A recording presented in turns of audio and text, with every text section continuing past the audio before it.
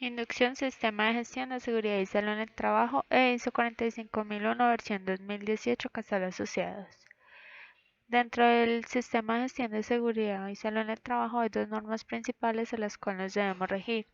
La primera es la Resolución 0312 del 2019, que es la que define los estándares mínimos del Sistema de Gestión de Seguridad y Salud en el Trabajo para empleados y contratistas, de acuerdo a la cantidad de trabajadores que tenga cada empresa. Y el Decreto 1072 del 2015, que es el Decreto Único Reglamentario del Sector Trabajo, que en su capítulo 6 habla sobre los requisitos del Sistema de Gestión de Seguridad y Salud en el Trabajo. Este decreto compila varias normas relacionadas con el sistema de gestión. En cuanto a lo relacionado con seguridad social, nos regimos bajo la Ley 100 de 1993, que habla de todo lo relacionado con pensión, salud y riesgos laborales. En cuanto a pensión, nos cubre en caso de invalidez, vejez o muerte, y la entidad que lo cubre es la administradora de fondo de pensiones. En la parte de salud nos cubre en caso de enfermedad general o maternidad, y la entidad que los cubre las entidades promotoras de salud bajo las instituciones prestadoras de servicio, que son las IPS. Y en caso de riesgos laborales, que nos cubre en caso de accidente de trabajo y enfermedad laboral, siempre y cuando ésta esté calificada por la Junta Regional o Nacional de Calificación, la entidad que lo cubre es la administradora de riesgos laborales. El sistema de gestión de seguridad y salud en el trabajo va enfocado en un ciclo de mejora continua, que es el ciclo PHVA, que es el planear, el hacer, el verificar y el actuar. Dentro del planificar se hace, como su nombre le dice, toda la planificación del sistema. Dentro de ellos va enfocado todo lo que es la política, los objetivos del sistema de gestión, el plan de trabajo anual, etc. Dentro del hacer, pues aquí se realizan todas las actividades que van enfocadas a la gestión del sistema de seguridad y salud en el trabajo. Todas las actividades que van en el plan de trabajo, en los programas de seguridad y salud en el trabajo. En la verificación se realiza pues todo lo que es aplicaciones, la parte de auditoría, y en el actuar la parte de evaluación de la organización y como tal del sistema de gestión. Casal Asociados y el Sistema de Gestión de Seguridad y Salud en el Trabajo cuenta con una política que dice que Casal Asociados SAS con Médico Río Negro es una empresa dedicada a la prestación de servicios de seguridad y salud en el trabajo, que se compromete con la implementación y mejoramiento continuo a través del Sistema de Gestión de Seguridad y Salud en el Trabajo, el cual va encaminado a promover y mantener el bienestar físico, mental y social de los trabajadores y demás partes interesadas, ofreciendo lugares de trabajo seguros y adecuados con el fin de prevenir lesiones y enfermedades. Casal Asociado se compromete a fomentar la participación activa de todas sus partes interesadas en el desarrollo del sistema, destinando los recursos humanos, tecnológicos y financieros necesarios y suficientes que permitan la ejecución de las actividades para el logro de los objetivos y un compromiso con el cumplimiento de la normatividad legal aplicable. Asimismo, toda persona que entra a formar parte de la empresa asumirá con responsabilidad el compromiso de su integridad en consonancia con los objetivos de la presente política y en pro del bienestar propio y el de la organización. La empresa, Casal Asociados, establece que la prevención y control de riesgos laborales no es responsabilidad exclusiva del área de seguridad y salud en el trabajo, sino también de todas las partes que laboramos en ella.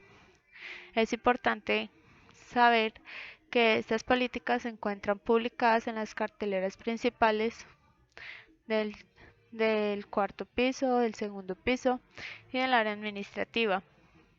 También la podemos encontrar en datos usuarios, en la carpeta de SST anexos. Y desde luego también la podemos consultar en la página web de Casal Asociados, tanto la política como los objetivos. Los principales objetivos del Sistema de Gestión de Seguridad y Salud en el Trabajo son minimizar los riesgos para la SST por medio de la implementación de controles que permitan prevenir la ocurrencia de enfermedades laborales y accidentes de trabajo, garantizar el cumplimiento de los requisitos legales y otros aplicables a la organización, Mejorar las condiciones de trabajo mediante la identificación de peligros e implementación de controles. Fortalecer la cultura de seguridad en los colaboradores a través del cumplimiento de las normas y la mejora continua del sistema. Implementar estrategias de autocuidado con la participación activa de todas sus partes interesadas. Casal Asociados también cuenta con una política de prevención de consumo de sustancias psicoactivas que va muy ligado al programa de Caminando Juntos, que es el programa que nos permite hacer seguimiento al cumplimiento de esta política. ¿Qué dice esta política? Dice que Casal Asociados con Médico Río Negro, consciente de la importancia de construir diariamente un ambiente laboral sano y seguro, considera que el consumo de tabaco, drogas y el uso problemático de alcohol constituyen un riesgo para la salud y una condición que incrementa la posibilidad de accidentes en el trabajo. Por lo tanto, se compromete a mejorar la calidad de vida de sus trabajadores cumpliendo con la normatividad vigente en cuanto a prevención del consumo de dichas sustancias y realizar acciones que promuevan hábitos de vida y trabajo saludable y seguro. Para el cumplimiento de esta política se realizan diferentes actividades que van bajo bajo el control del área de gestión humana, donde se realizan pruebas de alcoholimetría de manera aleatoria, pruebas de sustancias psicoactivas y diferentes actividades de prevención y promoción. Esta política también se puede encontrar en la ruta de datos usuarios, la carpeta SST anexos. Todos los trabajadores tenemos unas responsabilidades dentro del sistema de gestión de seguridad y salud en el trabajo. Dentro de ellas se encuentra conocer y tener clara la política. Y también debemos saber dónde la podemos consultar. Procurar el cuidado integral de su salud y conocer los riesgos. Suministrar información clara, veraz y completa de su estado de salud. Cumplir las normas de seguridad y higiene propias de la empresa. Participar en la prevención de riesgos laborales mediante las actividades que se realicen en la empresa. Informar al jefe inmediato de las condiciones de riesgo detectadas. Reportar inmediatamente todo accidente de trabajo o incidente que les ocurra. Usar en forma oportuna y adecuada los dispositivos de prevención de riesgos y los elementos de protección personal. Apoyar a las actividades dirigidas a disminuir la contaminación del medio ambiente y que protejan la salud de los trabajadores. Informar toda condición peligrosa o prácticas inseguras y hacer sugerencias para prevenir o controlar los riesgos. Hacer sugerencias para mejorar el sistema de gestión. Estar familiarizado con los planes de respuesta ante emergencia. Cumplir todas las normas, reglamentos e instrucciones del sistema de gestión. Suspender cualquier actividad en caso de un riesgo inminente y participar en las capacitaciones y simulacros. Estas responsabilidades hacen parte del perfil de cargo de cada colaborador y se deben tener claras para que asimismo llevemos un buen control y las podamos cumplir. Es importante que tengamos claras unas definiciones del sistema de gestión de seguridad y salud en el trabajo para que asimismo podamos identificar eh, estas condiciones en caso de que lleguen a ocurrir. Primero vamos a ver qué es salud. Salud es la condición de todo ser vivo que goza de un absoluto bienestar tanto a nivel físico como mental y social. Ambiente de trabajo es el conjunto de condiciones que rodean al trabajador y que directa o indirectamente influyen en el estado de salud del trabajador. ¿Qué es trabajo? Se denomina trabajo a toda aquella actividad, ya sea de origen manual o intelectual, que se realiza a cambio de una compensación económica por las labores concretas. Accidente de trabajo. Dice que el accidente de trabajo es todo suceso repentino que sobrevenga por causa o con ocasión del trabajo y que produce en el trabajador una lesión orgánica, una perturbación funcional, psiquiátrica, invalidez o la muerte. Esta definición la encontramos en el Decreto Ley 1295 del 94 o en la Ley 1562 del 2012. ¿Qué es importante conocer de esta definición? La vamos a ver por partes. Dice primero que es todo suceso repentino. ¿Qué quiere decir esto? Que puede ocurrir en cualquier momento. No es algo que lo premeditemos ni que lo planeemos, simplemente puede ocurrir en cualquier momento durante la jornada laboral. Dice que sobreviene con causa o con ocasión del trabajo. Estos son dos cosas diferentes. ¿Cuándo es un accidente con causa? Cuando estoy realizando las actividades para las cuales fui contratado y en el desarrollo de esas actividades tuve algún tipo de lesión o accidente. ¿Cuándo es un accidente con ocasión? Cuando no estoy realizando las labores para las cuales fui contratado, pero sin embargo tuve una orden directa de mi jefe. En este caso sería un accidente de trabajo por, por ocasión. Dice que produce en el trabajador una lesión orgánica. Lesión orgánica es cuando hay daño en cualquier parte de mi cuerpo. Una perturbación funcional cuando esa parte de mi cuerpo no vuelve a funcionar como funcionaba antes. Psiquiátrica, la invalidez. Invalidez, se dice que una persona está en estado de invalidez cuando ha perdido el 50% o más de su capacidad para valerse por sí mismo o desarrollar sus actividades diarias. Y en el peor de los casos, la muerte. También es accidente de trabajo, digamos, aquellas acciones o lesiones que se producen cuando estamos en representación de la empresa en un torneo deportivo, fútbol, baloncesto, cualquier tipo de deporte, siempre y cuando sea a nombre de la empresa, sea organizado por la empresa y la ARL esté plenamente enterada de este tipo de eventos.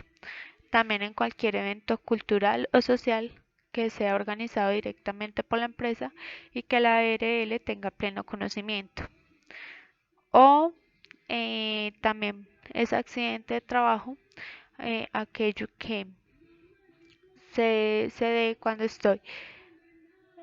cuando hay transporte suministrado por la empresa, sea del trabajo a la casa, de la casa al trabajo o para cualquier otro tipo de actividad, siempre y cuando quien dé el transporte sea directamente la empresa. Incidente: dice que es un suceso acaecido en el curso del trabajo en relación con este, que tuvo el potencial de ser un accidente, en el que hubo personas involucradas en que sufrieran lesiones o que presentaran daños a la propiedad y o pérdida en los procesos. El incidente es como un casi accidente.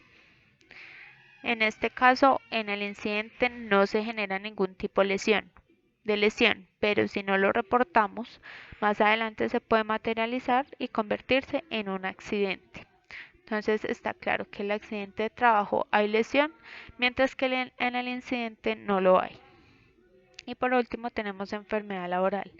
La enfermedad laboral es la contraída como resultado de la exposición a factores de riesgos inherentes a la actividad laboral o del medio en el que el trabajador se ha visto obligado a trabajar. En este caso, la enfermedad laboral se va adquiriendo con el paso del tiempo. Cuando yo estoy expuesto o expuesta a unos factores de riesgo que van sujetos a la actividad que yo realizo, pero que me han ido afectando de manera paulatina en mi estado de salud. ¿Cuál es la diferencia entre accidente de trabajo y enfermedad? El accidente sucede de un momento para otro, mientras que la enfermedad se va contrayendo con el paso del tiempo. Peligro: dice que es la fuente o situación con potencial de causar daño en términos de lesión o enfermedad, daño a la propiedad o al medio ambiente. El riesgo es la probabilidad o posibilidad de que pueda ocurrir un daño a través de un peligro. El peligro como tal es la fuente o la situación que me puede generar a mí un daño. Está latente, la podemos ver, pero todavía no ha afectado a nadie. Mientras que el riesgo es la probabilidad o la posibilidad de que yo entre en contacto con esa fuente o con ese peligro y que me pueda ocurrir un daño o algún tipo de lesión. En el caso de la imagen vemos que está la cáscara de banano sola y al otro lado tenemos una persona que muy posiblemente va a pisar esa cáscara de banano. Entonces, en este caso, la cáscara sola es el peligro, es la fuente que me puede causar el daño. ¿Cuándo es peligro? Cuando entramos en contacto con esa fuente. Es decir, que en este caso la persona que pise esa cáscara de banano se pueda caer y se pueda lesionar. Ese como tal ya es el riesgo, lo que me puede ocasionar esa fuente. Condición insegura. Son las instalaciones, equipos de trabajo, maquinaria y herramientas que no están en condiciones de ser usados y realizar el trabajo para el cual fueron diseñadas o creadas y que ponen en riesgo de sufrir un accidente. Entonces, la condición insegura es lo que podemos ver en el medio. Las instalaciones, los equipos, maquinaria o herramientas que no estén en condiciones de ser usados. El acto inseguro como tal lo cometen las personas. Son las fallas, olvidos, errores u omisiones que hacen las personas al realizar un trabajo, una tarea o una actividad y que pueden poner en riesgo de sufrir un accidente. En este caso tenemos dos imágenes. En la parte de arriba vemos a una persona que va cayendo porque hay un derrame de agua en el piso. Entonces aquí como tal tenemos una condición insegura. Y en la parte de abajo tenemos otra imagen de una persona que está haciendo una manipulación inadecuada de cargas. ¿Cuál sería el acto inseguro? Como tal, la posición que está realizando el trabajador al momento de sostener la carga o de hacer la manipulación de esa carga, ya que lo está haciendo de manera inadecuada y se podría lesionar. Entonces, en causal asociados es importante que realicemos los reportes de estas condiciones inseguras, actos inseguros e incidentes. ¿Para qué? Para que estos no se materialicen y se conviertan en un accidente de trabajo más adelante. Entonces, ¿cómo es el procedimiento para reportar una condición insegura? Primero lo que debemos hacer es identificar la condición. Luego se solicita el formato FSST26 y se diligencia la información solicitada. En este caso, para los que tengan usuario en datos usuarios, lo pueden descargar directamente desde la carpeta SST formatos. Este es el FSST26. Una vez se diligencia la información solicitada, se debe entregar el formato diligenciado al presidente del COPAS. Y por último, ya se analiza la condición insegura del acto de incidente presentado y se toman las medidas necesarias para poder emitir los controles necesarios para que eso que se identificó no se materialice. En este caso, la presidenta del COPAS es la analista de seguridad y salud en el trabajo, Karen Forero. Sin embargo, eh, cada periodo, cada 2 años, va cambiando estos integrantes, por lo cual es importante que siempre tengamos presentes quién es el presidente de este comité. Una de las responsabilidades de los trabajadores es reportar todo incidente o accidente de trabajo que les ocurra dentro de su labor, por lo cual es importante que sepan cómo es este procedimiento. Primero lo que se debe realizar es informar de inmediato al jefe, al líder de área o, en caso de que no estén, directamente al encargado de seguridad y salud en el trabajo.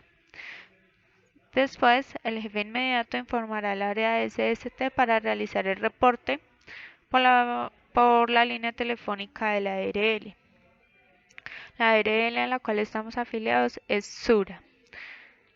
Una vez se haga este reporte por medio telefónico, la ARL orienta a la persona que haga el reporte y le indica a qué IP se puede dirigir al colaborador accidentado. Se debe orientar al colaborador a la IPS que diga la ARL y antes de cumplir las 24 horas hábiles posteriores a la ocurrencia del evento, se debe entregar, en caso que se dé, la incapacidad al área de gestión humana por cualquier medio. Lo importante es que se pueda registrar por medio de la plataforma de Sofía.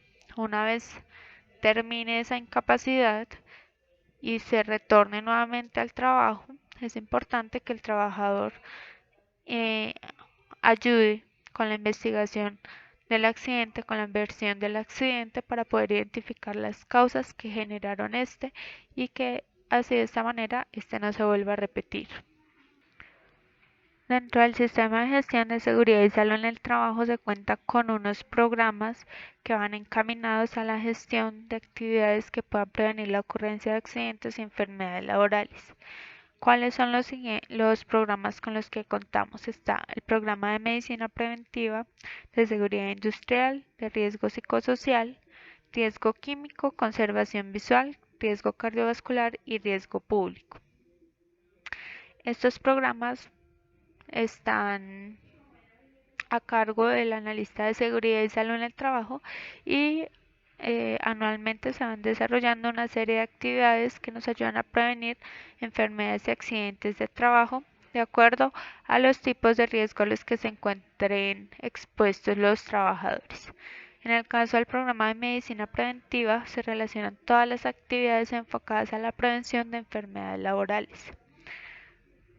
Dentro de ello lo que son exámenes ocupacionales, pausas activas, planeación de las jornadas de salud, todo lo que va enfocado a la prevención de enfermedad laboral. Dentro del programa de seguridad industrial se realizan todas las actividades enfocadas a la prevención de accidentes de trabajo.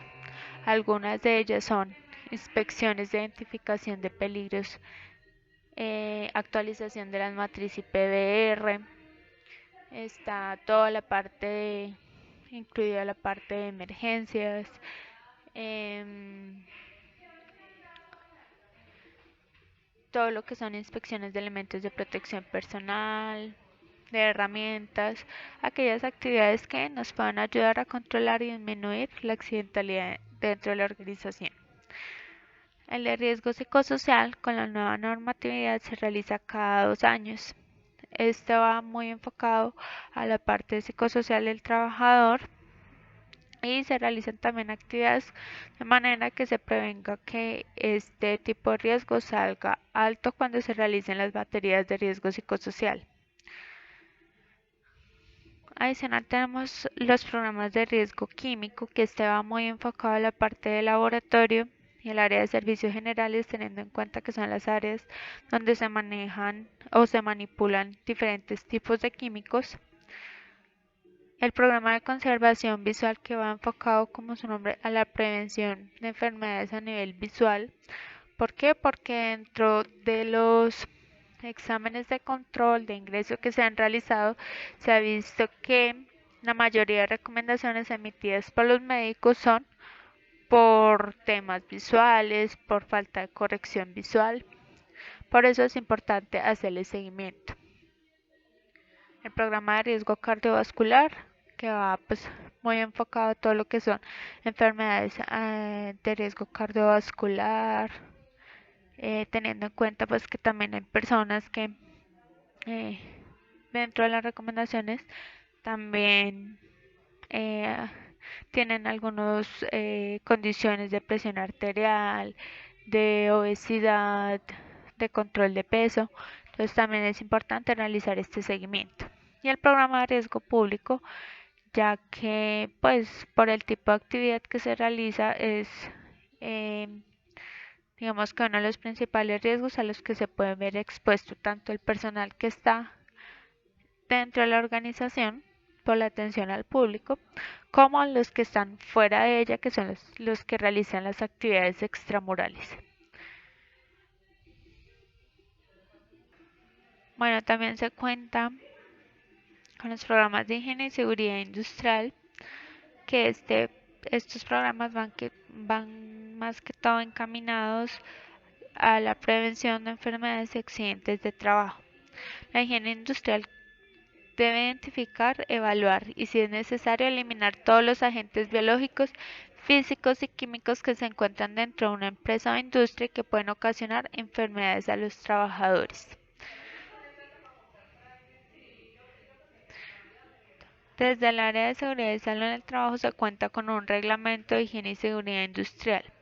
Este debe ser cumplido por todos los trabajadores y que contiene este reglamento todas las disposiciones legales acerca de la prevención de los accidentes de trabajo y las enfermedades profesionales.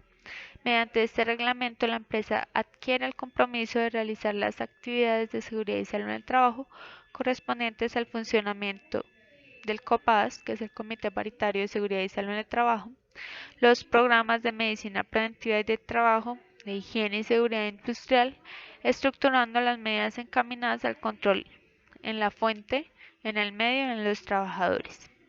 Este reglamento de higiene y seguridad industrial debe estar publicado mínimo en dos áreas visibles de la empresa.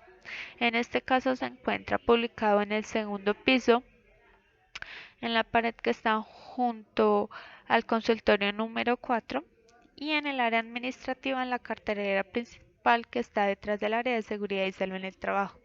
También se puede consultar en la página en datos usuarios en la carpeta SST anexos y es el anexo ASST01. Elementos de protección personal.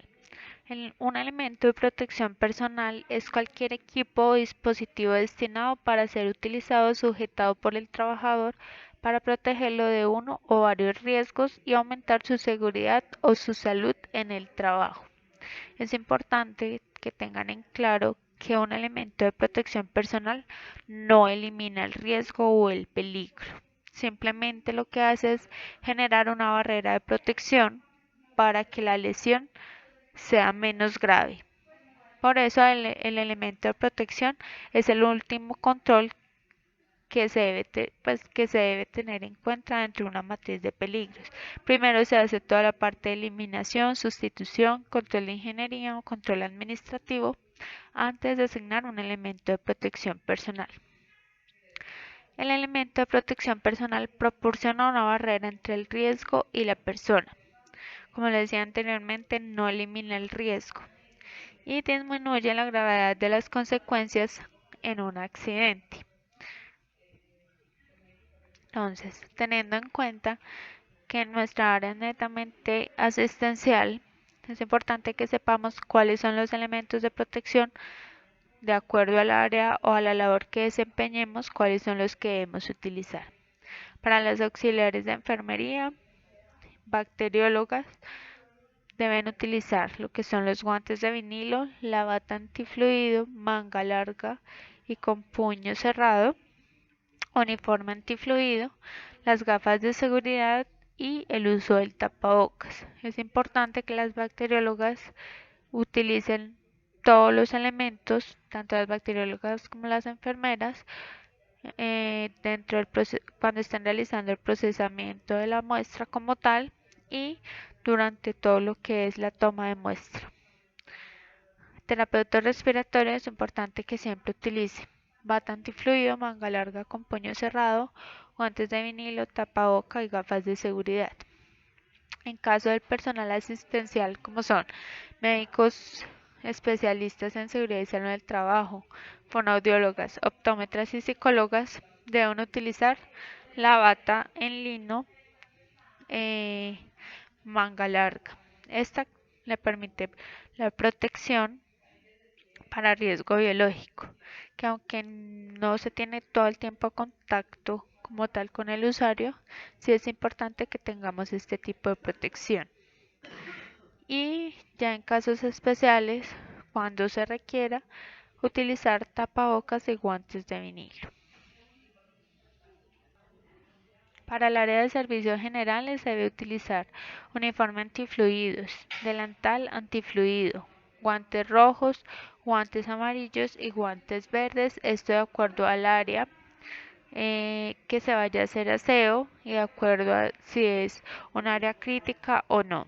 El protector respiratorio N95 y las gafas de seguridad. Esta matriz de elementos de protección personal la pueden encontrar también en la ruta de datos usuarios, en la carpeta SST, registros y dentro de esa hay una subcarpeta que se llama matriz de elementos de protección personal. Aquí pueden encontrar toda la información actualizada de la matriz y los elementos que deben utilizar de acuerdo a la actividad o al al cargo que tenga cada colaborador. Para el manejo de residuos hospitalarios y similares que va a cargo del área de servicios generales, es importante que siempre se utilicen todos los elementos de protección personal de manera obligatoria, puesto que estos son los que contienen o tienen mayor exposición a riesgo biológico durante la recolección de los residuos o durante la actividad de aseo de las áreas. Entonces es importante el uso de los guantes, que en este caso el color establecido es el rojo, el uso de tapabocas, delantal protector y el uso de las gafas de seguridad. COPAS. El COPAS es el Comité Paritario de Seguridad y Salud en el Trabajo. Por normatividad debemos integrar estos comités dentro de las empresas. Y básicamente, ¿qué es el COPAS? Es un organismo de promoción y de vigilancia de las normas y reglamentos de seguridad y salud en el trabajo dentro de la empresa. Este comité está conformado por igual número de representantes por parte de la administración, es decir, por parte del empleador, e igual número de representantes por parte de los trabajadores. El número o la cantidad de integrantes se da de acuerdo a la cantidad de trabajadores que haya dentro de una empresa. Para este caso, que nuestra empresa tiene una cantidad de trabajadores menor o inferior a 50 trabajadores, debemos tener un representante por parte del empleador, un representante por parte del trabajador, de los trabajadores, y cada uno debe tener su respectivo suplente. Los integrantes del COPAS para el periodo 2018-2020 como principales y representantes del empleador están Karen Forero, analista de seguridad y salud en el trabajo y la presidenta del COPAS. Como su suplente está Catherine Mejía, que es la fonoaudióloga. Para los representantes de los trabajadores, como principal está Francia Giraldo, que es la auxiliar de punto de servicio, y su suplente María Elena Betancourt, que es la auxiliar de gestión documental. Las reuniones se realizan mensualmente y durante la jornada laboral y todo lo que realiza el COPAS se realiza bajo el cumplimiento de la resolución 2013 de 1986. ¿Cuáles son sus principales funciones? Primero, realizar investigación de accidentes e incidentes de trabajo, realizar análisis de ausentismo, evaluación de los puestos de trabajo, planeación de la jornada de la salud, capacitar y verificar la utilización de elementos de protección personal, en general ayudar con las inspecciones de los puestos de trabajo y pues ayudar a que el sistema de gestión de seguridad y salud en el trabajo esté muy bien encaminado y esté funcionando bajo la normatividad legal aplicable.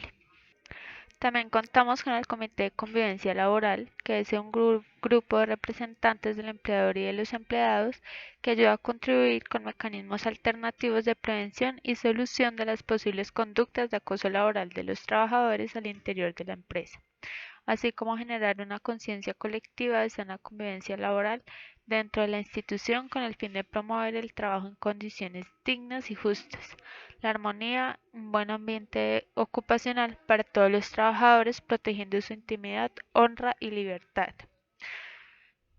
El Comité de Convivencia Laboral, a diferencia del COPAS, tiene mayor número de integrantes. La resolución 652 del 2012 y la 1352 del 2012 dice que deben haber dos representantes principales por parte del empleador y dos representantes por parte de los trabajadores, cada uno con su respectivo suplente. Para este caso tenemos 8 integrantes para el periodo 2019-2021. Los representantes del empleador son María Villada, que es la jefa administrativa y financiera y es asimismo la presidenta del comité. Esmeralda Osa, que es la psicóloga y es la suplente. También está como principal Paula Patiño, que es la profesional de servicios corporativos. y Nadia Castro, la gerente de servicios corporativos, como su suplente. Dentro de los representantes de los trabajadores está Tatiana Alzate como principal, que es la fonoaudióloga, Yaine García, auxiliar de punto de servicio, que es su suplente, Mayeli Parra, analista de calidad como principal, y María Elena Betancourt, auxiliar de gestión documental. A diferencia del COPAS, este comité se reúne cada 3 meses dentro de la jornada laboral y dentro de estas reuniones pues deben revisar si se ha presentado algún tipo de caso de acoso laboral de la empresa para darle su adecuado manejo. ¿Cuáles son sus principales funciones? Recibir y dar trámite a las quejas presentadas en las que se describen situaciones que puedan constituir acoso laboral, así como las pruebas que las soportan. Examinar de manera confidencial los casos que pudieran tipificar conductas o circunstancias de acoso laboral al interior de la IPS. Escuchar a las partes involucradas de manera individual sobre los hechos que dieron lugar a la queja y adelantar reuniones con el fin de crear un espacio de diálogo entre las partes involucradas, promoviendo compromisos mutuos para llegar a una solución efectiva a las controversias. Adicional a estas actividades, ellos deben realizar actividades de prevención de acoso laboral y inadecuado ambiente laboral, por lo cual deben tener un, un plan de trabajo anual que les permite realizar este tipo de actividades. Otra comité que tenemos es la brigada de emergencia. La brigada de emergencia son un grupo de personas organizadas y capacitadas para las emergencias que son los responsables de combatirlas de manera preventiva o ante eventualidades de un alto riesgo como emergencias, siniestros o desastres dentro de una empresa, industria o establecimiento y cuya función está orientada a salvaguardar a las personas, sus bienes y el entorno de los mismos. Entonces, el objetivo principal del plan de emergencia es establecer procedimientos, condiciones y destrezas que permitan a las personas prepararse y protegerse en situaciones de emergencia, desastres o amenazas. Entonces, en caso de que haya alguna eventualidad, es importante que sepamos cómo lo debemos notificar. Entonces, si hay algún tipo de emergencia, es importante que informemos al jefe inmediato, al personal de la brigada de emergencia, que lo pueden identificar con un distintivo que es un carnet de color rojo que dice brigada de emergencia. Se pueden también informar a la Oficina de Gestión Humana a la extensión 124 y al área de seguridad y salud en el trabajo en la extensión 137. Recuerden que también se puede hacer la notificación de la emergencia en, eh, a las entidades externas y ustedes cuentan con un formato, un anexo que es el formato de cadena de llamadas de emergencia donde se puede visualizar eh, cuáles son los entes externos e internos que nos pueden colaborar en caso de una emergencia y ese tiene el respectivo nombre de la entidad, el teléfono de cada una de estas entidades. Entonces, los integrantes de la brigada de emergencia son, como líder de la brigada está la analista de seguridad y salud en el trabajo, está en la brigada de evacuación Catalina Valencia, que es la analista administrativa. De la brigada contra incendios está Andrea Alzate, que es la analista de calidad. También está dentro de la brigada de evacuación Jaine García, que es la auxiliar de punto de servicio. En la brigada contra incendios está Catherine Mejía, que es la fonoaudióloga. Y en la brigada de primeros auxilios, que es la auxiliar de servicios corporativos Estefanía Bedoya. A cualquiera de estas personas nos podemos dirigir en caso de que ocurra una posible emergencia. El objetivo del plan de emergencia es evitar o minimizar las lesiones y pérdidas que se puedan causar a ocupantes usuarios, evitar y minimizar los daños que se puedan causar al ambiente, las instalaciones y la comunidad, controlar la emergencia y evitar o minimizar las pérdidas económicas. Entonces es importante que para evacuar tengamos en cuenta los siguientes pasos. Primero debemos saber identificar la señal de alerta y alarma. ¿Qué es la señal de alerta? Es un aviso o una señal o un medio por cual se dan las indicaciones a los colaboradores para que estén alertas para evacuar el edificio ante la presencia real o inminente de una amenaza, con el fin de que los integrantes de la brigada activen procedimientos de acción preestablecidos para tomar precauciones para evitar y reducir el riesgo. En este caso, la señal de alerta es un sonido intermitente que indica al personal que debe estar alerta para evacuar en cualquier momento. La señal de alarma es un aviso o un medio del cual se informa a los colaboradores para que sigan instrucciones específicas de emergencia debido a la presencia real o inminente de una amenaza. A diferencia de la alarma se genera con un sonido continuo e indica al personal que debe evacuar totalmente del edificio. Entonces nosotros tenemos digamos diferentes tipos de alerta y alarma para que el personal sepa identificarlo. Primero, nosotros no tenemos una alarma como tal mecánica, pero la realizamos por medio de pitos. Estos los activa la brigada de emergencias en caso de que se requiera. Entonces la alerta es importante que tengamos en cuenta que se activa con dos pitazos cortos separados uno del otro. Esta señal la hace el líder de la evacuación y debe tener el pito a la mano para que los empleados entiendan que hay una posible emergencia y que se está evaluando la posibilidad si se puede controlar y si no, se inicia la evacuación. Tenemos una alarma de preparación que se da al interior con dos pitazos prolongados separados uno del otro con aproximadamente 5 segundos cada uno. Esta señal también la hace el líder de evacuación que debe tener a la mano el pito. Este nos indica que ya debemos prepararnos para la evacuación. Y tenemos la alarma de evacuación. Esta se activa con 3 pitazos largos y seguidos.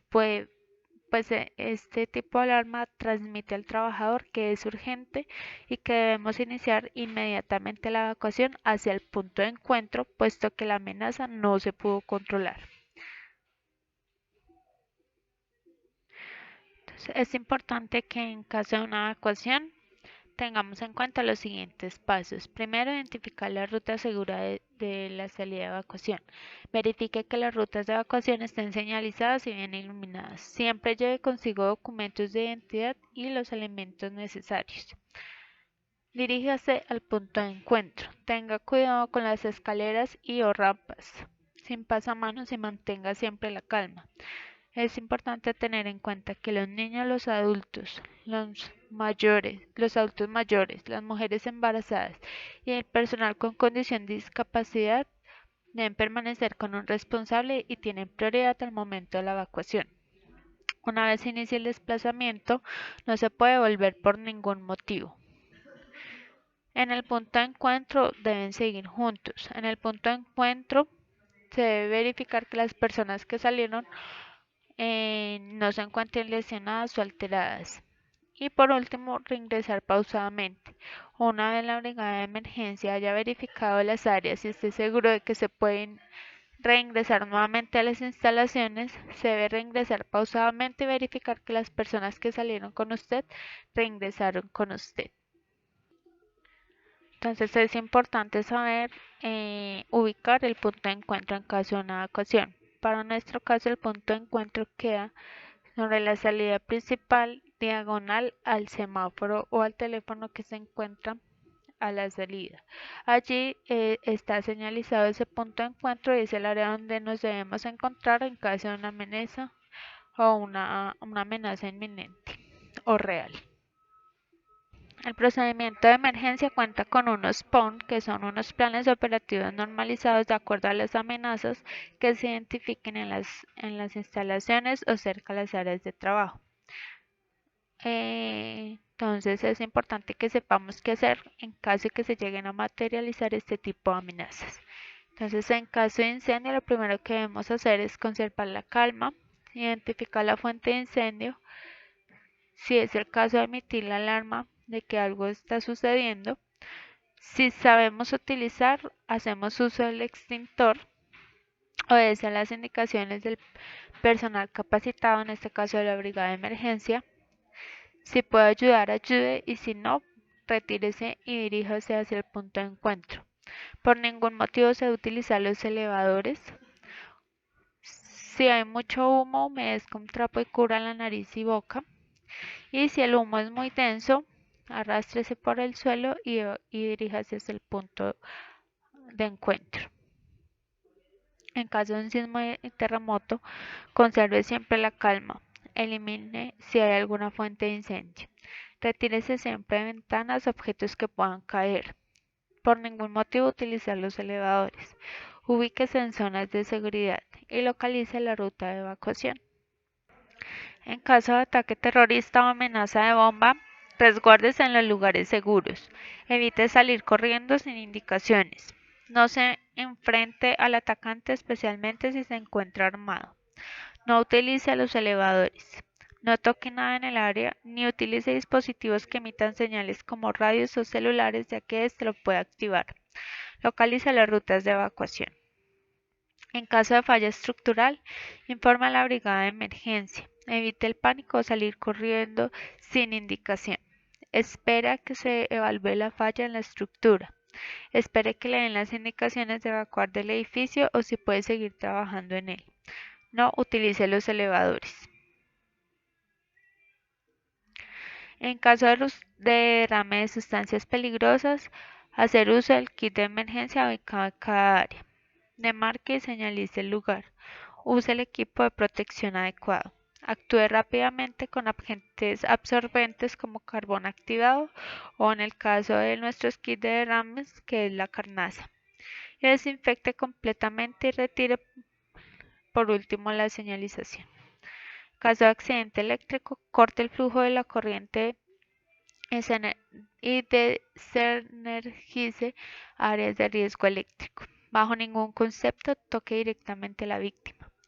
Utilice un objeto de madera, plástico o cualquier elemento no conductor de electricidad para socorrer a la víctima. Si está sobre el suelo húmedo o mojado, ubíquese sobre un objeto que no sea conductor de energía. Espera al lado de la víctima la llegada de ayuda especializada. En caso de tormenta eléctrica, tenga a la mano kit de emergencia, asegure las puertas, ventanas y persianas exteriores y mantenga y permanezca en el interior del edificio hasta que pase la emergencia. En caso de inundación, busque un refugio en una zona alta. Revise las paredes, suelos, puertas, ventanas para asegurar que el edificio no está en riesgo de colapsar. Evalúe el edificio una vez ha pasado la emergencia.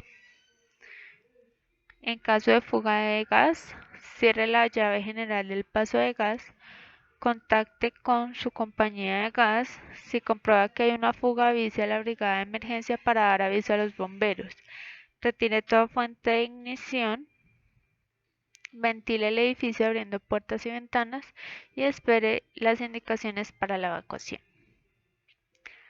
En caso que se requiera hacer manejo de los extintores, es importante saber qué compone un extintor, qué es y para qué tipo de fuego sirve. Entonces, primero el extintor es un aparato que contiene un agente de extinción que puede ser proyectado o dirigido sobre un fuego por acción de una presión interna que proyectado sobre el fuego provoca la extinción de este. Hay dos tipos de extintores, que son los manuales, que son los que se utilizan normalmente en la empresa, y los rodantes, que se utilizan sobre todo en empresas más grandes que tienen mayor peso. ¿Qué es el agente de extinción? Los agentes de extinción más comunes corresponden al polvo químico seco, agua, espuma, anhídrico carbónico y gases especiales. El agente extintor es realmente la sustancia que nos sirve para poder apagar ese incendio o ese conato de incendio. Entonces es importante que sepamos qué contiene un extintor o cuáles son sus partes. Entonces, en la parte número 1 encontramos la palanca de accionamiento. En la 2 la palanca de soporte. El 3 es el manómetro, que nos indica si el extintor tiene buena carga o no. La manguera, la número 4. El 5 es el gas propulsor o el agente. El 6 es el tubo de descarga. El 7 la boquilla. Y el 8 es el agente extintor, que es el que está dentro del contenedor. Entonces tenemos diferentes tipos de agentes extintores. Está para los que son de clase A, clase B, clase C o clase D. Para los fuegos de clase A, combustibles sólidos comunes tales como madera, papel, plástico, es importante que se utilice agentes extintores de agua presurizada, espuma o polvo químico seco. Para los fuegos clase B, que son los líquidos combustibles o inflamables, tales como los derivados de la gasolina, alcoholes, estos deben combatirse con un agente extintor, dióxido de carbono o polvo químico seco. Para los de clase C, que son todos los equipos que se encuentren energizados, se pueden combatir con un agente extintor de dióxido de carbono o polvo químico seco. Y la clase D, que son para metales combustibles, tales como el sodio, el potasio, el magnesio, es importante que se haga con un polvo químico especial para este tipo de agentes. Cuando se vaya a accionar el extintor es importante primero zafar el precinto de seguridad, que es el que permite que no se active el extintor. Entonces hay que zafar el precinto de seguridad y siempre debemos combatir el fuego de abajo hacia arriba. Para el personal que realiza actividades fuera de las instalaciones, es importante que tenga en cuenta algunas recomendaciones para transportarse en vehículos que sean suministrados por la empresa. Lo primero es que si observa que se viene presentando algunas inconsistencias durante el traslado, se debe reportar al área de seguridad y salud en el trabajo. En caso de que el conductor exceda su límite de velocidad, hay que verificar las placas del vehículo y reportarlo al área de seguridad y salud en el trabajo.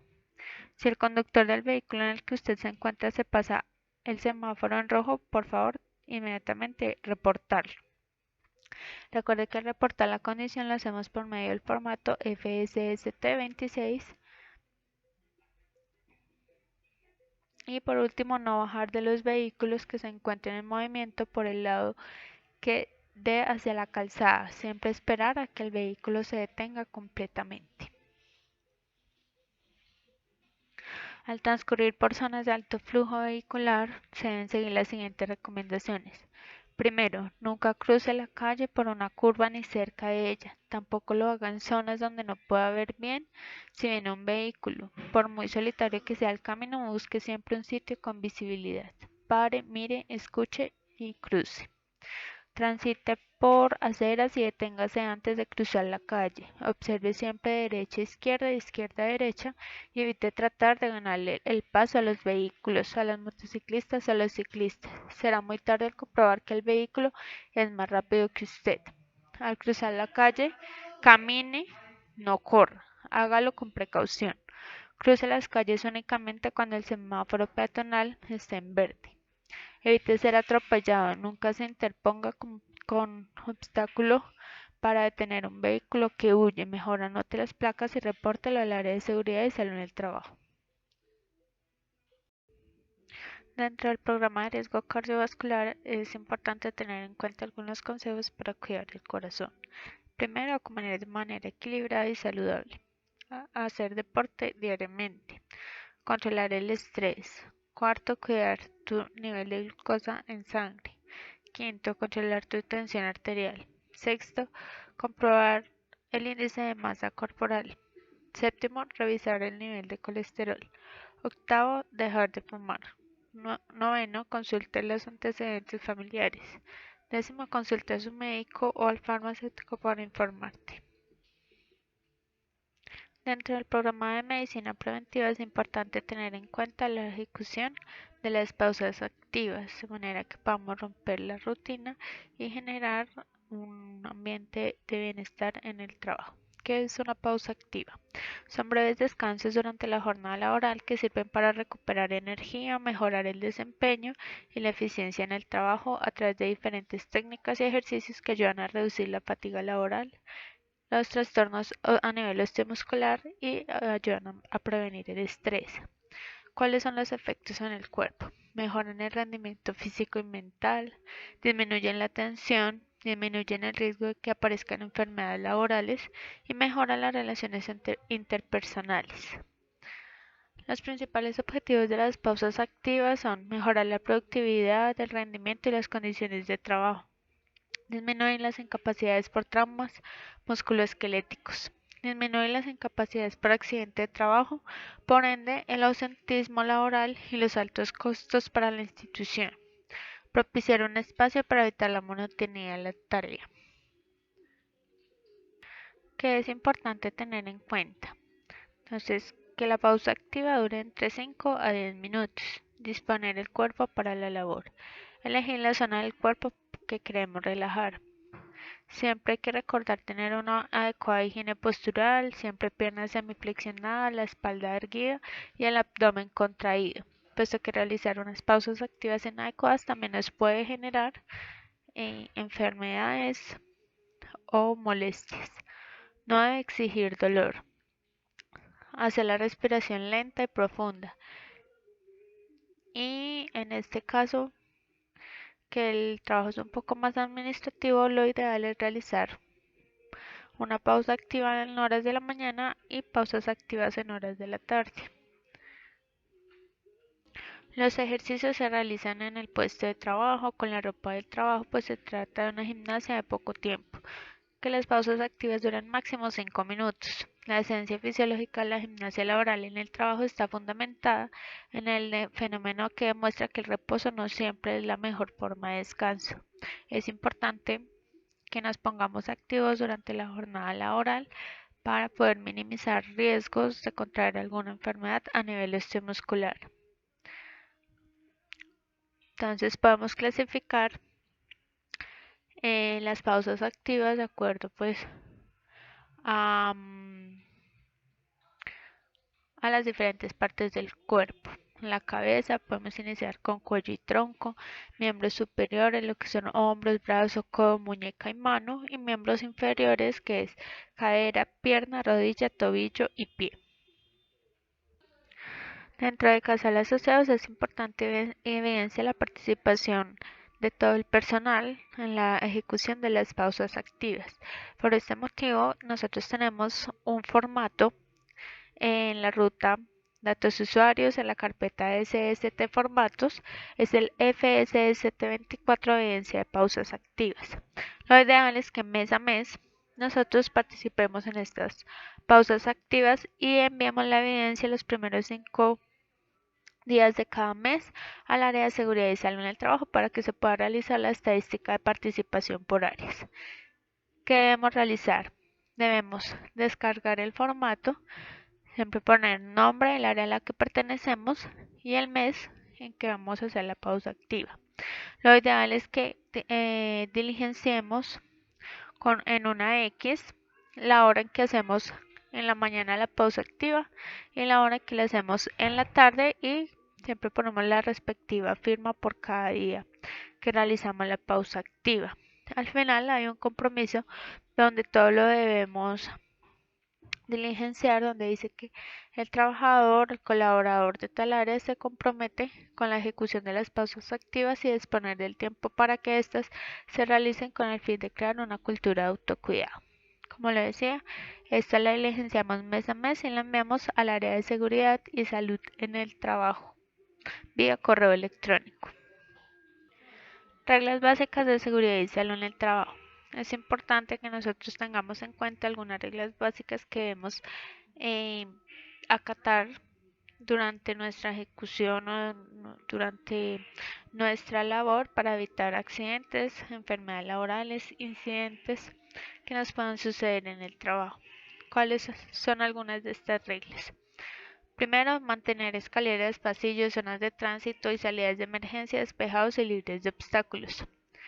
Cuando subamos las escaleras o las bajemos, debe ser despacio utilizando los escalones y siempre utilizando el pasamanos. Para alcanzar algún objeto elevado, utilizar siempre escaleras que estén en perfectas condiciones. No permitir que los objetos que transportemos dificulten nuestra visibilidad.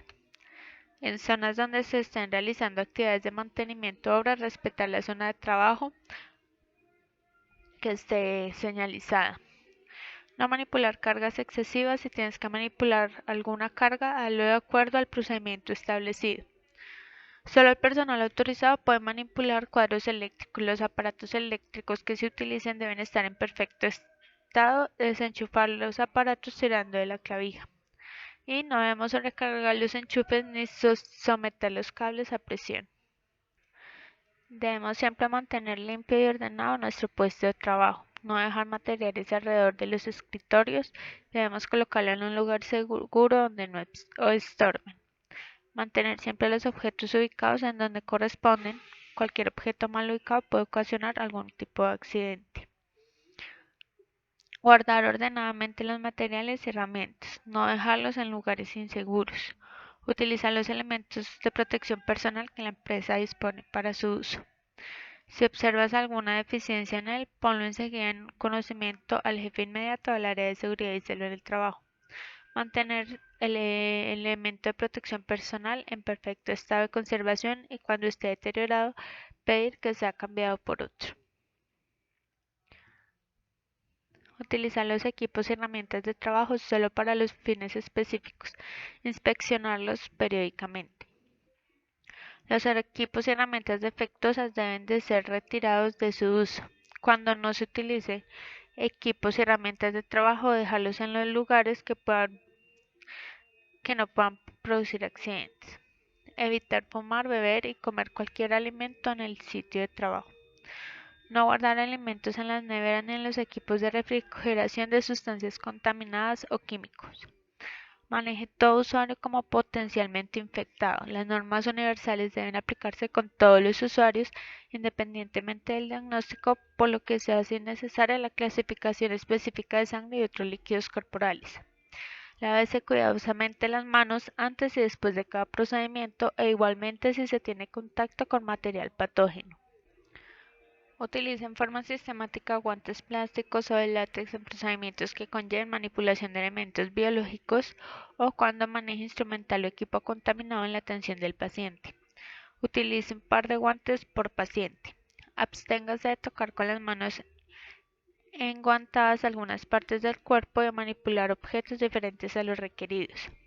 Evite la atención directa de usuarios si usted presenta lesiones exudativas o dermatitis serosa.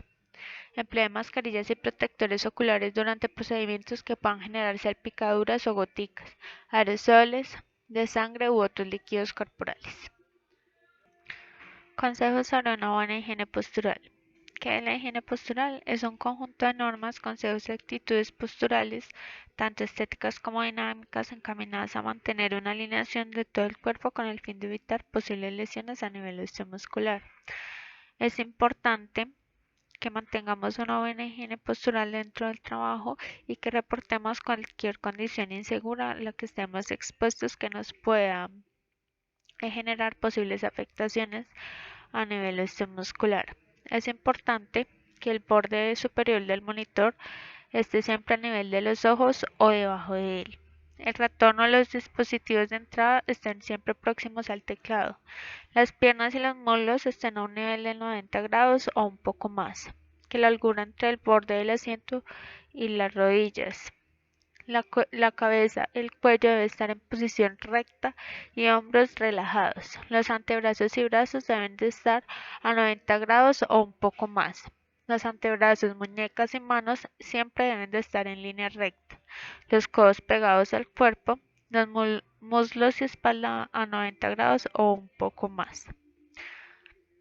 Es importante que utilicemos los reposapiés, mantener asegurados los cables de nuestro puesto de trabajo y si tenemos cables en mal estado o que estén desordenados, reportarlos inmediatamente.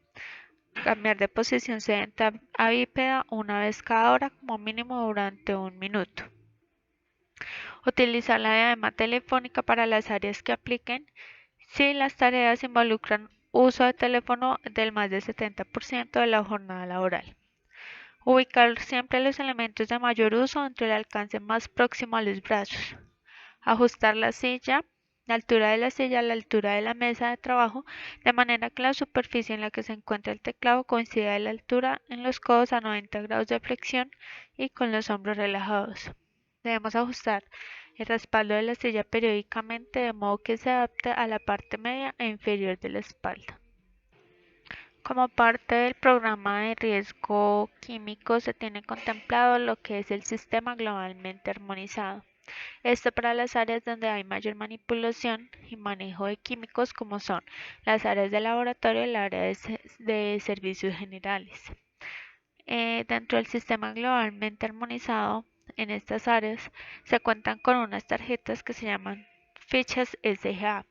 Aquí en estas fichas se contiene toda la información general del químico que se va a manipular, el nombre, el pictograma, el peligro de ese químico al ser manipulado, algunos consejos de prudencia, los medios de extinción y qué se debe hacer en caso de primeros auxilios, en caso de que se entre en contacto con ojos, con piel, en caso de inhalación o ingestión.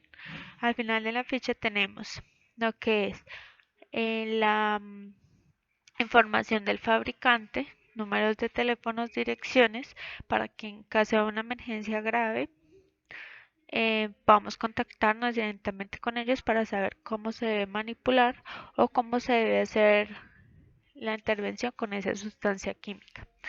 Estas fechas las podemos encontrar en las áreas donde se hace el almacenamiento de las sustancias químicas, tales como el área de laboratorio, el almacén de insumos y el cuarto de aseo. Adicional de las hojas de seguridad que contienen la información de seguridad de cada uno de los productos químicos que se manejan dentro de la IPS.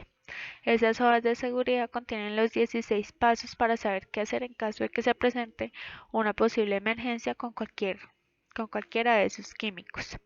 Adicional, en los consultorios donde se haga manejo de sustancias tales como alcohol, también se dispondrán de estas fichas para tenerlas en cuenta en caso de que se requiera o que se presente una emergencia con ellos. Bueno, dentro del sistema de gestión de seguridad y salud en el trabajo y calidad se cuenta con una matriz de participación y consulta. ¿Cuál es el objetivo principal de esta matriz? Es establecer los lineamientos y las actividades que permitan una eficaz comunicación, tanto interna como externa, entre los diferentes niveles y funciones de la compañía y también con las partes interesadas en relación con el sistema de gestión integral, estimulando la participación en las buenas prácticas de la calidad, del medio ambiente, la seguridad y salud en el trabajo para apoyar las políticas y los objetivos de todas las actividades, tanto administrativas como operacionales de la organización. Esto con el fin de asegurar que la información sea conocida por los empleados, visitantes, contratistas y todas las partes interesadas. Este procedimiento es aplicable a todos los niveles de la organización, a todos los trabajadores involucrados en las actividades de la empresa y también se aplica en relación con los clientes y las partes interesadas. Esta matriz de participación y consulta se puede evidenciar en la ruta de datos usuarios, en la carpeta de calidad, anexos, que es la ACAL 01, que es la matriz de participación y consulta, y la ACAL 02, que es la matriz de participación de comunicación interna y externa. El decreto 1072 del 2015 en su artículo 2.2.4.6.8 establece la obligación de rendir cuentas mínimo una vez al año a quienes tengan responsabilidades dentro del sistema de gestión de seguridad y salud en el trabajo. pero que la rendición de cuentas es un mecanismo por medio del cual las personas e instituciones informan sobre su desempeño. La rendición de cuentas del sistema es uno de los documentos más importantes del sistema de gestión, puesto que resume todas las actividades realizadas durante el año o el periodo objeto del informe en materia de seguridad y salud en el trabajo. El propósito de este proceso es evaluar los avances en materia de seguridad y salud en el trabajo con miras a introducir mejoras dentro del sistema y a su vez el informe de rendición de cuentas de cada participante del sistema será un insumo para la alta dirección dentro de su revisión anual. ¿Quiénes son los encargados de rendir cuentas del sistema de gestión? El responsable del sistema de gestión de seguridad y salud del trabajo dentro de la organización. La brigada de emergencias. El comité paritario de seguridad y salud en el trabajo. El comité de convivencia laboral. La alta dirección y en general todos los empleados de la organización deben rendir cuentas acerca de las actividades que se realizan en materia de seguridad y salud en el trabajo y de las cuales también participamos. Identificación de riesgos. Es importante que todos los trabajadores conozcamos de acuerdo a nuestra área de la labor que desempeñamos cuáles son los riesgos a los que estamos expuestos dentro de la organización, tanto netamente en el área donde laboramos como en las áreas comunes por donde generalmente nos movilizamos. Casal Asociados cuenta con una matriz de identificación de peligros, evaluación y valoración de riesgos que es la FSST08. Esta la podemos encontrar en datos usuarios en la carpeta SST, registros en una subcarpeta que se llama matriz IPVR. Allí todos podremos consultar cuáles son los riesgos a los que podemos estar expuestos de acuerdo a la labor que desempeñemos dentro de la organización. Algunos de los riesgos identificados en las diferentes áreas son: dentro del área administrativa, están dentro de la clasificación del riesgo, el riesgo biomecánico, por fijación visual permanente, movimientos repetitivos, posturas inadecuadas, posturas mantenidas, altura o distancia de la pantalla con relación a la medida. Algunos efectos a los que podemos estar expuestos es agotamiento, desgaste visual, lesiones del sistema musculoesquelético. Algunas de las medidas de intervención son inspecciones de puesto de trabajo, campañas de pausa activa, capacitación en higiene postural, realizar el ajuste de la altura de las pantallas con relación a la estatura de cada funcionario y seguimiento al sistema de vigilancia epidemiológica de desórdenes musculoesqueléticos. A nivel psicosocial, puede ser por gestión organizacional, característica de la organización del trabajo, características del grupo social del trabajo, a las condiciones de la tarea o la jornada de trabajo. Algunos de los efectos es la reacción de estrés y algunas medidas de intervención están las pausas activas, procedimiento para reportar quejas de acoso laboral, medición de la materia de riesgo psicosocial que esta se realiza cada 2 años, medición del clima laboral y campaña de pausas activas o mentales, entre otros. Dentro de los riesgos de seguridad están situaciones de orden social, desplazamiento como peatón, desplazamiento vehicular, delincuencia común por robos, atracos, atentados o desorden público, caídas y resbalones, falta de ordenación dentro de las áreas de trabajo, caída a un mismo nivel o falta de señalización o inadecuada señalización. ¿Cuáles son los efectos? El deterioro de la salud por agresión física o verbal, lesiones múltiples, politraumatismo, invalidez o muerte, traumas craneoencefálicas, lesiones del sistema musculoesquelético y de piel por caídas o golpes, contusiones, fracturas, esguinces o luxaciones y agotamiento. Reporte de cuáles son las medidas de intervención. Principal reporte de condiciones y actos inseguros, campañas de autocuidado, capacitación en manejo de situaciones difíciles a todos los colaboradores, campaña de orden aseo, campaña de autocuidado, seguimiento e implementación del programa de riesgo público y simulacros de escritorio para todo el personal.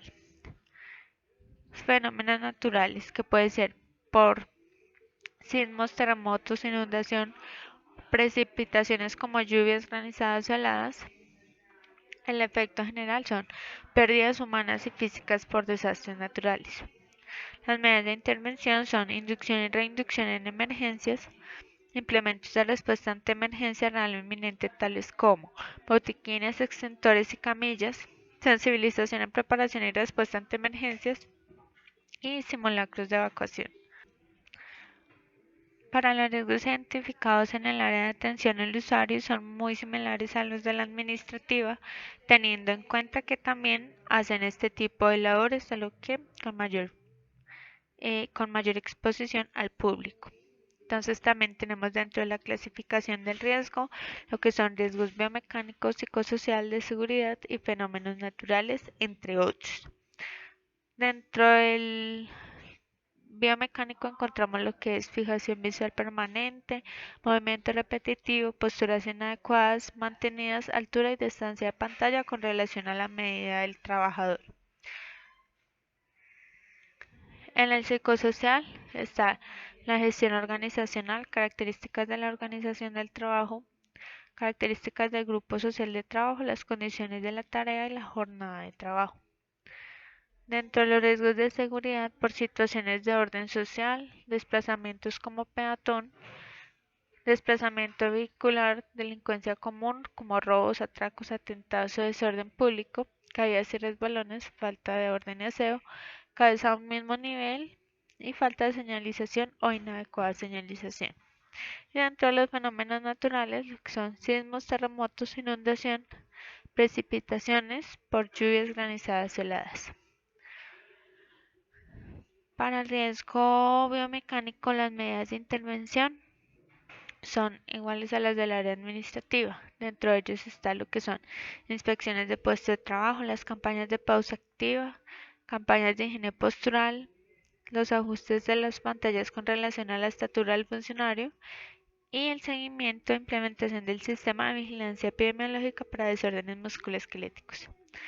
Para la clasificación de riesgo psicosocial, igualmente tenemos lo que es la medición de la batería de riesgo psicosocial, la medición del clima laboral, las campañas de pausas activas y mentales y los procedimientos establecidos para reporte de quejas por acoso laboral. Dentro del riesgo de seguridad está lo que es el reporte de condiciones, actos inseguros, capacitación de manejo de difíciles, las campañas de orden aseo de autocuidado y la ejecución y seguimiento del programa de riesgo público. Dentro de los fenómenos naturales está lo que es toda la parte de inducción y reinducción en emergencias, la implementación de respuesta ante emergencias, sensibilización y preparación de respuesta ante emergencias y los simulacros de evacuación. Para el área de laboratorio clínico y toma de muestras, lo que es laboratorio clínico, toma de muestras, vacunación, tenemos uno de los principales riesgos que es el riesgo biológico.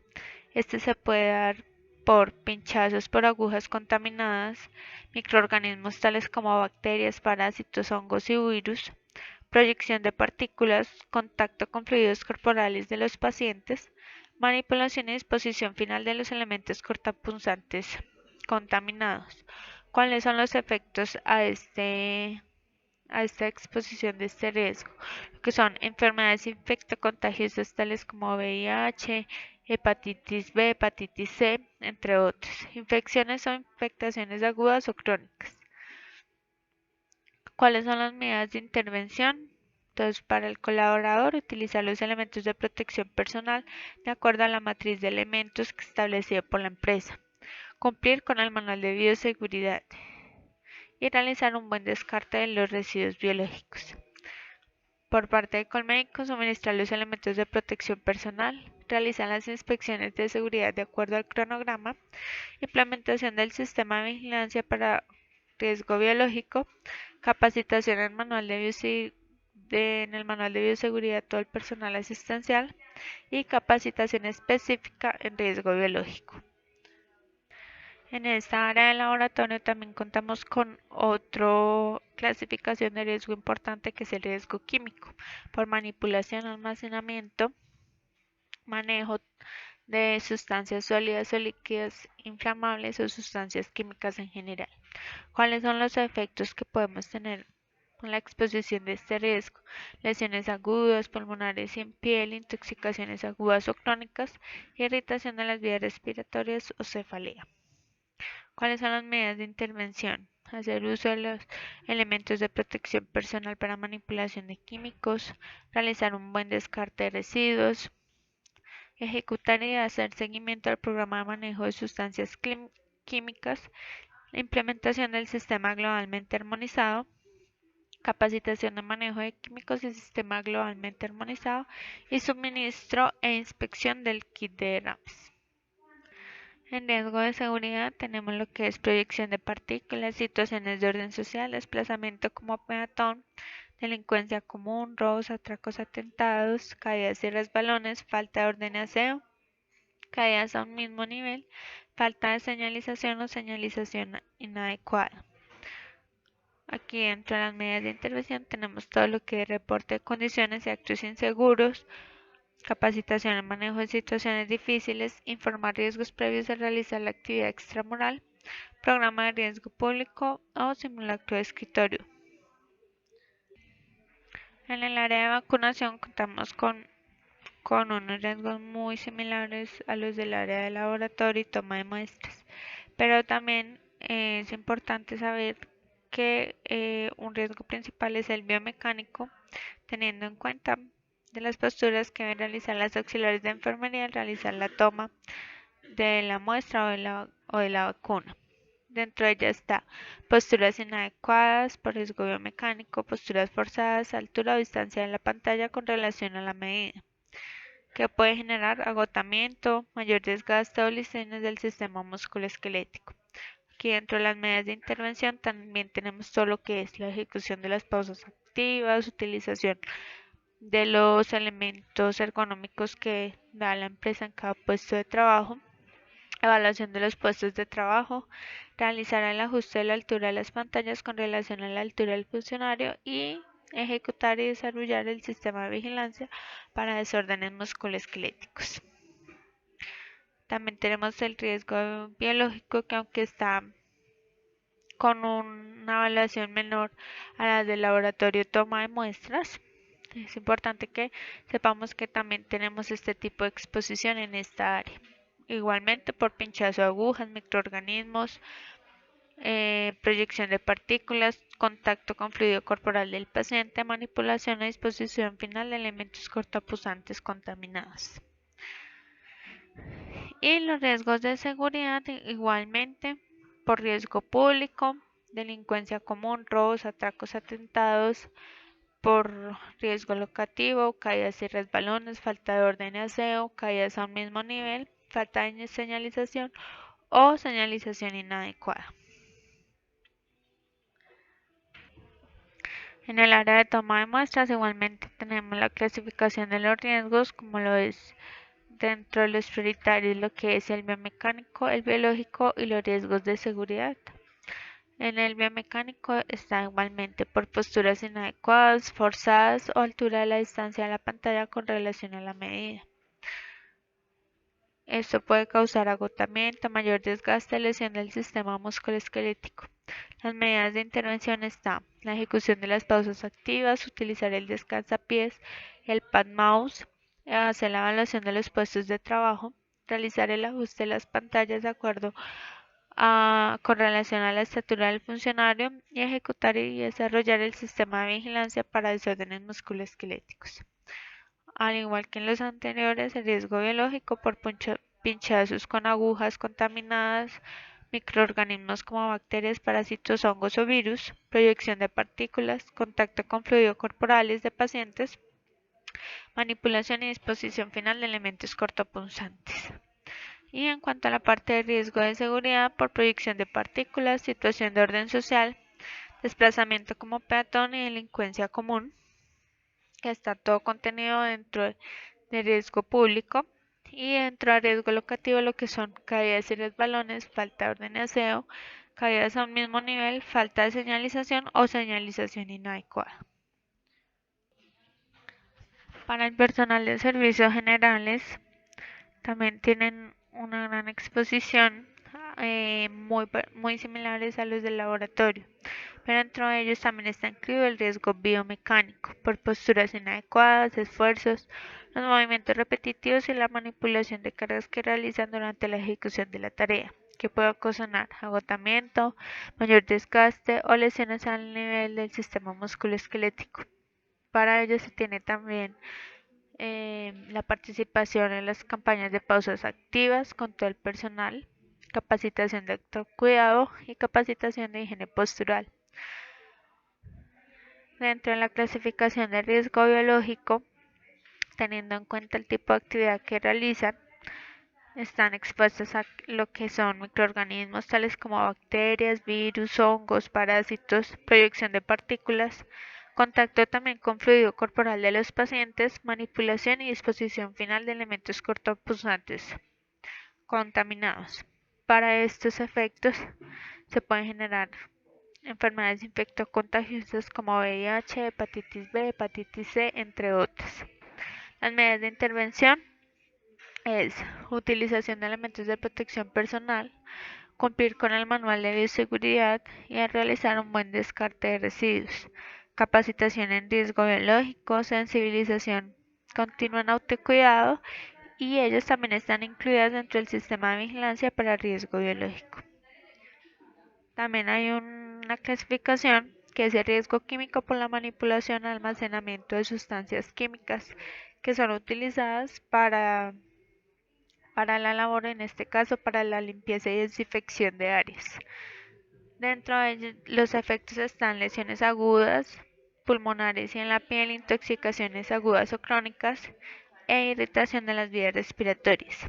Como medida de intervención está el uso, inspección de elementos de protección personal durante la manipulación de los químicos y los descartes de residuos, programa de manejo de sustancias químicas, implementación del sistema globalmente armonizado, capacitación en manejo de químicos y sistema globalmente armonizado y suministro de kit antierrames, igualmente la capacitación.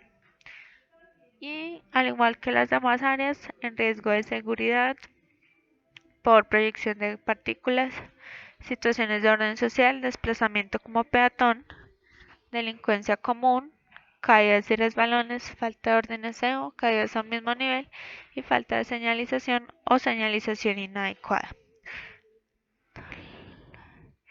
Esto les puede ocasionar heridas, lesiones en piel, deterioro en la salud por algún tipo de agresión física o verbal por parte de los usuarios, lesiones múltiples, trauma craneoencefálico, golpes, contusiones, fracturas, esguinces, agotamiento, mayor desgaste visual.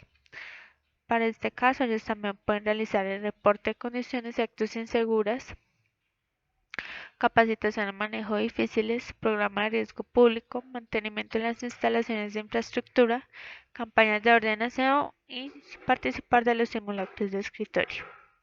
El área de terapia respiratoria también tiene tres riesgos principales que son el riesgo biomecánico, el riesgo biológico y el de seguridad.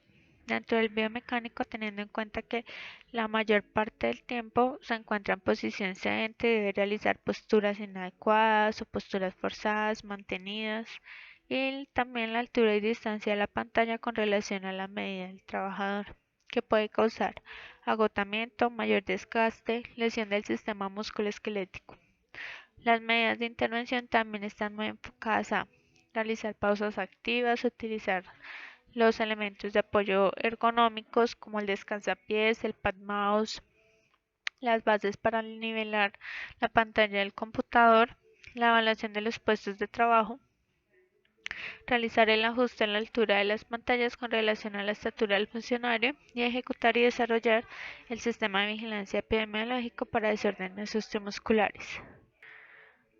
Está también la exposición a riesgo biológico, que aunque el terapeuta respiratorio no tiene que realizar como tal intervención directa como las auxiliares de enfermería, se puede estar expuesto a microorganismos por contacto con fluidos corporales del paciente durante la ejecución de las espirometrías, por lo cual puede contener infecciones o afecciones agudas o crónicas.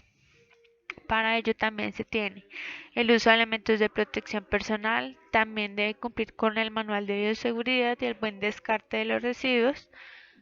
Por parte de Colmédico, suministrar el elemento de protección personal, realizar las inspecciones de seguridad en el área, implementar el sistema de vigilancia para riesgo biológico, capacitación continua en el manual de bioseguridad y capacitación de riesgo biológico.